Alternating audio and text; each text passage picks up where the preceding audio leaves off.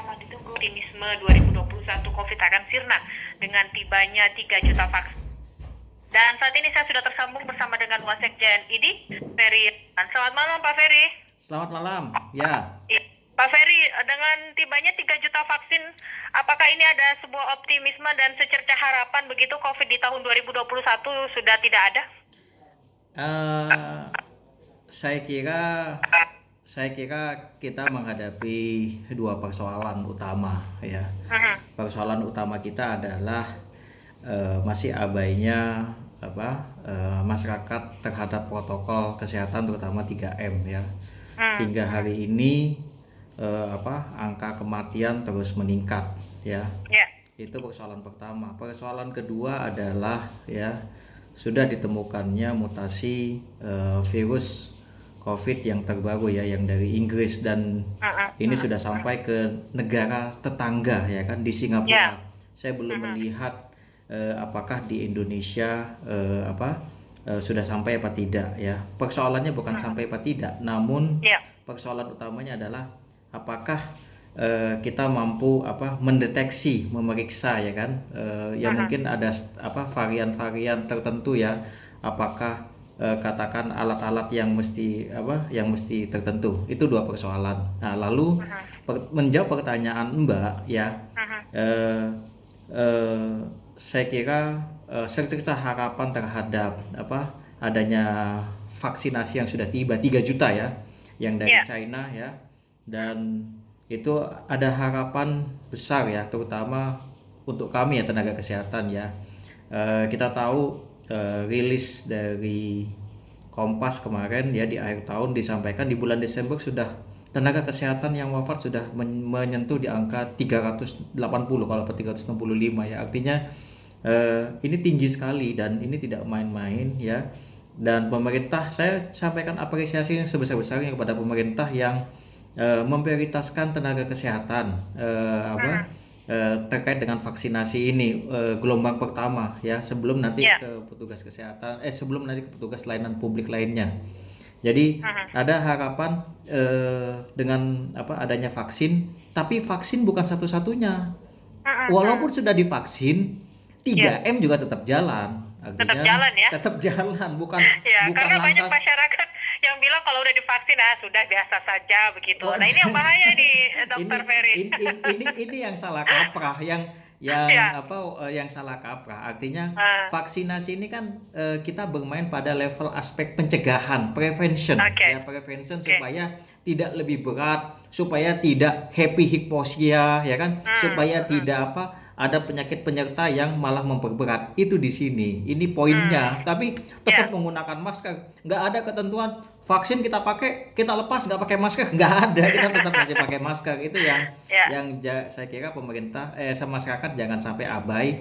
Dan Presiden Jokowi juga sudah menyampaikan berkali-kali, ya, komunikasi dalam hal ini yang disampaikan oleh pejabat publik maupun tokoh masyarakat di sini penting agar masyarakat tidak terpengaruh, ya. Jangan sampai kejadian kayak kemarin, ya, UU Cipta Kerja, ya, masyarakat paham apa tidak, ya kan, sehingga lebih banyak kontranya, lebih banyak yang menolak, ya. Apalagi laporan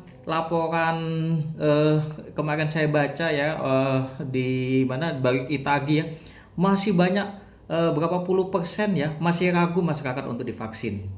Dan hal ini menjadi tugas kita bersama sebagai tenaga kesehatan, tidak hanya tenaga kesehatan, namun juga tokoh masyarakat, tokoh Thomas maupun katakan tokoh partai politik, tokoh agama, ya, memberikan informasi bahwa vaksinasi ini harus sukses. Vaksinasi ini harus sukses, jangan sampai ada penolakan, karena ini yang ingin kita capai adalah kekebalan herd immunity, ya, untuk 180 juta masyarakat Indonesia. Itu.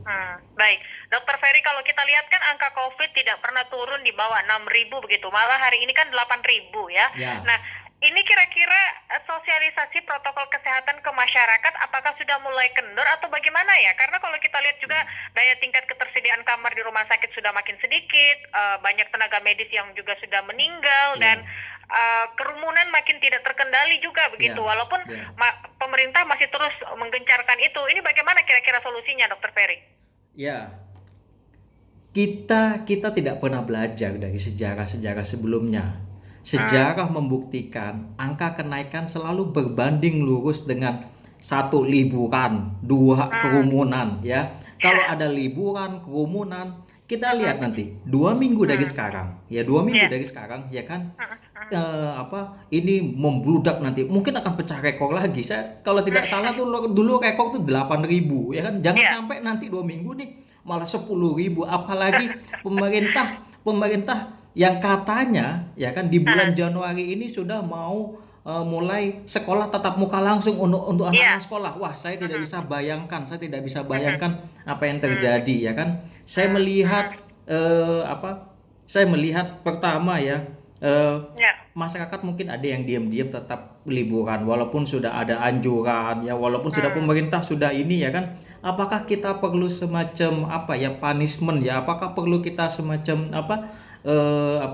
pemberlakuan ketat ya, benar, apakah kita perlu lockdown benar-benar bahwa ini bukan Ya. cuma lip service saja. Saya kira pemerintah mesti memikirkan ya, bahwa walaupun angka ini terus menaik, fakta di lapangan ya. Kalau kita lihat, contohlah lihat aja secara live bagaimana di Bandara Soekarno-Hatta masih Iya. banyak itu ya kan. Begitupun ini ya kan.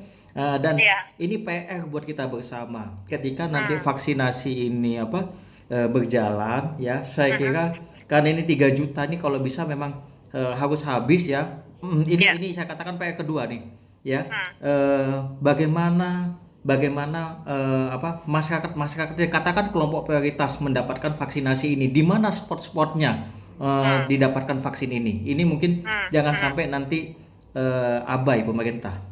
Ya, berarti tapi tetap optimis kedatangan vaksin COVID-19 ini tentunya bisa menurunkan paling tidaklah untuk kasus-kasus COVID di 2021 ya, Dr. Ferry. Iya, tidak hanya Indonesia Ya. ya, tidak hanya Indonesia. Kita ini sekarang ini sudah ketinggalan dengan negara tetangga kita. Singapura ini sudah vaksinasi terhadap tenaga medis. Ya, Oke. vaksinasi tenaga medis ya kan. Apalagi Uni Emirat Arab sudah di awal Desember sudah jalan semuanya ya kan. Sedangkan kita masih berkutat-katik dengan persoalan friksi, baik itu ini halal, ini ya kan. Aduh ya, belum masalah-masalah kebangsaan lainnya ya kan, yang selalu menjadi isu, domain isu ya. Itu. Ya, berarti yang saya garis bawahi, walaupun vaksin nanti sudah bisa diberikan kepada masyarakat, tetapi tidak boleh abai protokol kesehatan. Itu yang paling penting, Dr. Ferry. Itu paling penting. Tidak ada ketentuan setelah vaksin kita lupakan 3M. No, itu salah. Ya. Ya. Ya, ini yang perlu diketahui juga oleh masyarakat. Terima kasih banyak, Dr. Ferry. Selamat malam, sehat selalu. Ya, selamat malam. Terima kasih. Terima kasih. Demikian pendengar wawancara kami bersama dengan Wasekjen ID Dr. Ferry Rahman.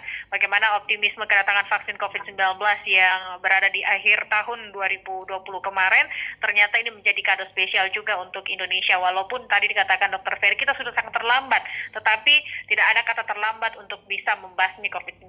Bagaimana pendapat Anda dengan optimisme kedatangan vaksin COVID-19 di Indonesia?